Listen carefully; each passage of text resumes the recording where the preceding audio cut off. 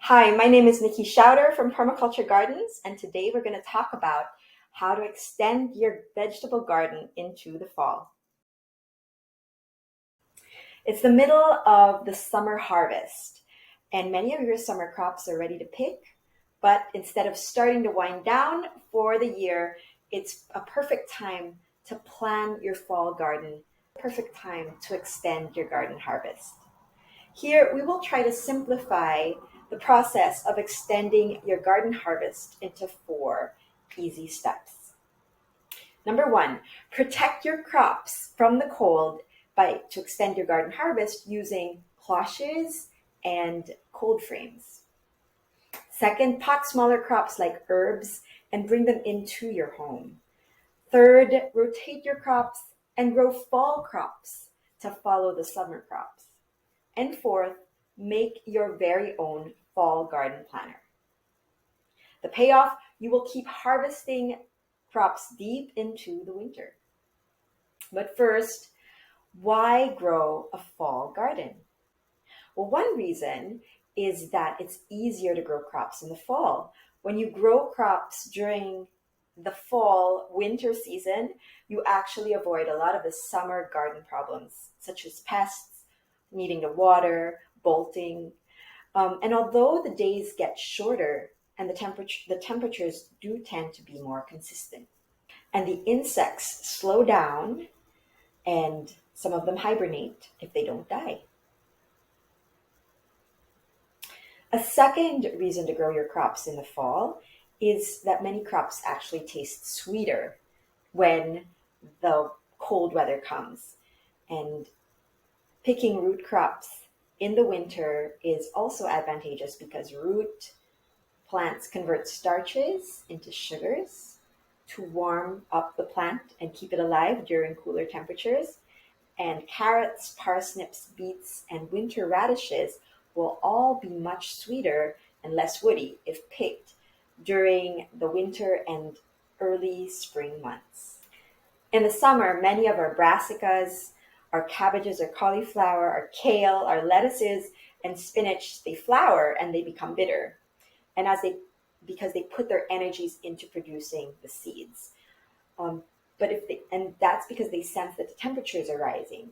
But growing them in the fall when the weather is cooler will ensure that they will produce a healthy abundance of sweet and tender leaves.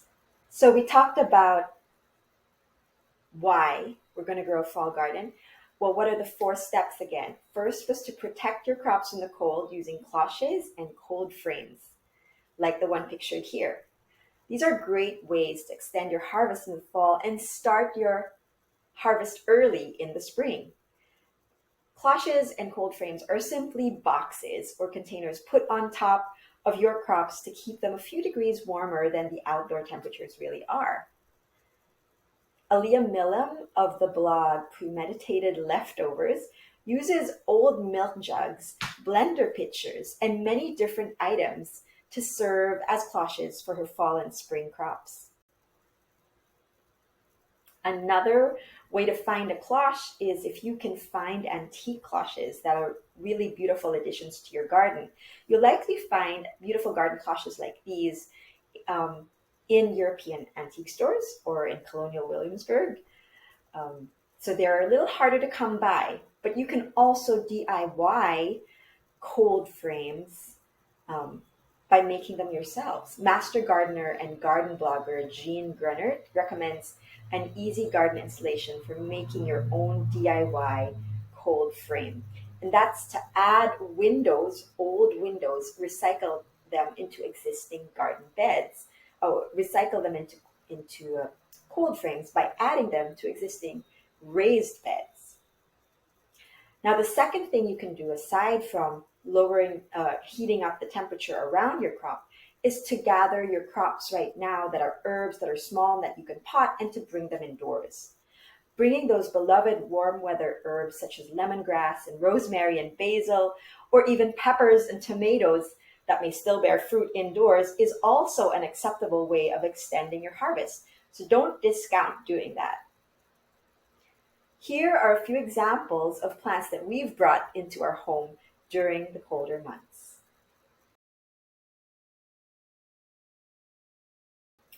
figs, turmeric, ginger, bay laurel, peas, banana. And we bring this in especially for the leaves, nasturtium, thyme, oregano, and mint. And don't forget those tiny peppers, the shishito peppers. They've grown for us indoors. When all else fails, you can always grow your microgreens sprouts no matter what the weather is like outside. Here's a link to a mini course on starting your sprouts, which comes with a sprouting kit mailed to your door. The third tip is to rotate your crops and grow fall crops in the place of your summer plants. Author and research farmer John Jevons, in his book How to Grow More Vegetables, tells us that we can categorize our annual crops into 3 sections. First, the heavy feeders. These are our star players that use up a lot of minerals and nutrition in the soil, such as tomatoes, corn, squashes, and our brassicas, like cabbages and cauliflowers. Our second category of crops are heavy givers. These are nitrogen-giving legumes, such as peas and beans, and they're often used as cover crops. The third are light feeders, leafy greens that don't need so much fertilizers or fertilization to grow, such as carrots, parsnips, beets, and other root crops, except potatoes. So if you grew lots of tomatoes in the summer in one particular bed, it would be best to follow that planting with light feeders or heavy givers instead of brassicas like cabbage and kale and radish in the fall. Now, the fourth tip is to plan a fall garden by making your own planting calendar. The key to Now, there's several planting calendars available from garden companies and seed stores, but you can easily create your own for your own climate by following the steps. Number 1, get your own planting calendar for free when you sign up for our monthly garden planning session. We live in Zone 7 in Virginia, in Northern Virginia, and our first frost date is on October 15th. So our start dates for our fall crops look like this. Now that you have your free planting calendar, select the variety of cool weather crops you'd like to grow. And find out, just select 4 to simplify your life. Select 4 and find out what your crop's frost-tolerant temperature is. Let's take the example of lettuce. The average lettuce is hardy down to 28 Fahrenheit or -2 Celsius. Some varieties can tolerate lower temperatures than this.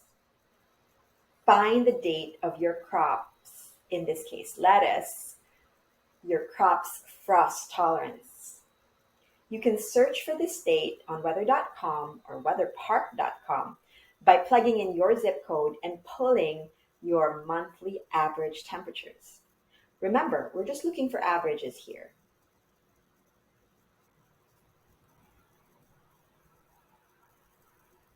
Once you've found the frost date of your crop, December 31st, in the case of lettuces in zone 7, work backward by subtracting the number of days to harvest from that date. So our example, that would be December 31st minus 50 days is November 1st. Plug in 50 days before December 31st on Google, or however many days to harvest before your frost-tolerant temperature on Google. And the result, in this case, is November 1 is now your possible last planting date for lettuce. You can also use first frost dates to determine the days you have left to plant a crop. First frost is the average date it would snow or frost in your area. According to Gardening, etc., a frost forms when the air temperature falls below 32 degrees Fahrenheit or 0 degrees Celsius. And this type of frost is unlikely to affect the ground your plants grow in, only the parts of the plant that are above ground, especially if they are fall crops. Now, if they're summer crops, heat-loving crops, then of course not. Using this first frost date gives you a more conservative timeline that is safe for growing a fall garden. But if you want to extend your vegetable garden into the fall the most, with the most number of days to harvest, use the frost tolerant dates instead of the first frost ones. And if you need a step-by-step helping hand to plan your planting calendar, come to our monthly garden planning sessions. Here's a bonus tip. Start your fall garden early. One of the keys to growing for the fall is ensuring that your plants are big enough before the days get too short. And one trick would be for you to start your root crops very early in the summer, like June, and then grow them in full shade before transplanting them in the early fall. Here are some examples of root crops to grow in the fall. Remember that these are sweeter and great options for planting, for fall planting. These are beets, parsnips, carrots, radishes, turnips, celery. And if time is running out for you, choose the crops that have a shorter number of days to harvest. Leafy greens are also great fall edibles. Here are a few that you can grow aside from the lettuce example that we already mentioned.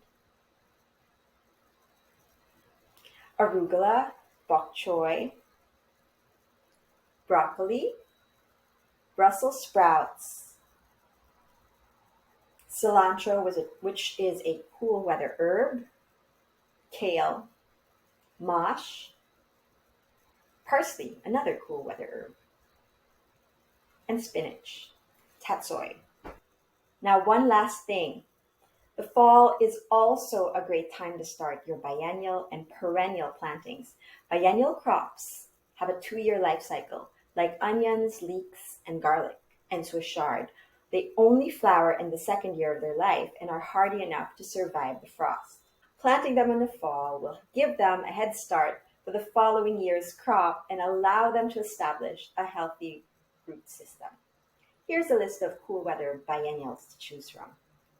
Swiss chard, leeks, onions, garlic. Transplanting berry bushes and other perennial vegetables or herbs is an excellent thing to do in autumn because it gives these plants extra time to get acclimatized with the possibility of getting a good harvest the next year. We've written about the best perennials to plant in your vegetable garden on our blog, and it's listed in the link below. So to recap, we talked about 1, protecting your crops from the cold to extend your garden harvest, 2, potting smaller crops like herbs and bringing them indoors, 3, rotating your crops and growing the appropriate fall plants, and 4, making your own fall garden planting calendar. Now, if you want some concrete action items on extending your vegetable garden into the fall, here are 5. Number 1, make a list of all the crops you want to grow in this season.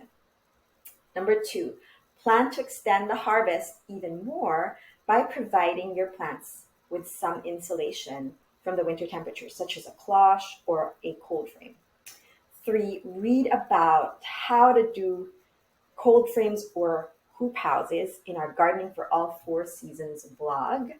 4, attend the next monthly planning session, the next monthly garden planning session. And 5, if you know of anybody who can be helped by this, share this video with someone you know loves to garden in the fall or is thinking of gardening in the fall.